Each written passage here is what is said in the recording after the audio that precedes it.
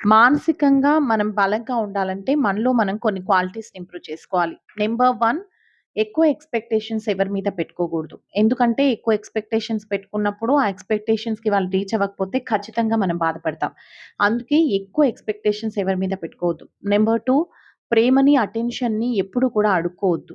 వాళ్ళ ప్రేమని, వాళ్ళ అటెన్షన్‌ని మనం అడుక్కున్నామంటే ఖచ్చితంగా చులకనైపోతాం.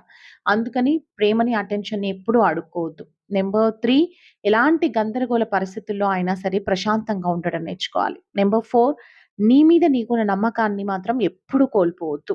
అలా కోల్పోయావంటే నువ్వేది సాధించలేవు. అందుకని నీ మీద నీకున్న నమ్మకాన్ని ఎప్పుడు కోల్పోవద్దు. ఇంకొకటి నీ మానసిక ప్రశాంతతని ఎవరైతే దూరం చేస్తారో, అలాంటి వాళ్ళ నుంచి, అలాంటి టాక్సిక్ పీపుల్ నుంచి దూరంగా ఉండడం నేర్చుకో.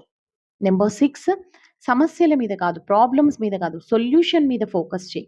ప్రాబ్లమ్స్ మీద ఫోకస్ చేస్తే నీకు ప్రాబ్లమ్ చిన్నదైనా పెద్దగా కనిపిస్తుంది. అందుకని ప్రాబ్లమ్ మీద కాకుండా సొల్యూషన్ మీద ఫోకస్ చేయడం నేర్చుకో. ఇంకొకటేంటంటే ఎదుటి వాళ్ళ బిహేవియర్ అనేది మన చేతుల్లో లేదు. అది వాళ్ళెలా బిహేవ్ చేస్తారు అనేది వాళ్ళ మెంటాలిటీని బట్టి ఉంటుంది. సో, ఆ బిహేవియర్‌కి నువ్వెలా రెస్పాండ్ అవుతున్నావు అనేది మాత్రం కంప్లీట్‌గా నీ చేతుల్లోనే ఉంటుంది.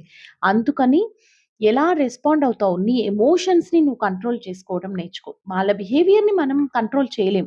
ఇలా చెయ్యి, అలా చెయ్యి అని వాళ్ళకి మనం చెప్పలేం. మనం చెప్పినా వాళ్ళు చేస్తారని నమ్మకం మనకు లేదు. అందుకని వాళ్ళ బిహేవియర్ మీద కాదు, వాళ్ళ ప్రవర్తన మీద కాదు, మన ఎమోషన్స్‌ని మనం కంట్రోల్ చేసుకోవడం నేర్చుకున్నాము అంటే, ఈ క్వాలిటీస్ మనలో మనం ఇంప్రూవ్ చేసుకున్నామంటే ఖచ్చితంగా మానసికంగా మనం స్ట్రాంగ్‌గా అవ్వడానికి చాలా ఛాన్సెస్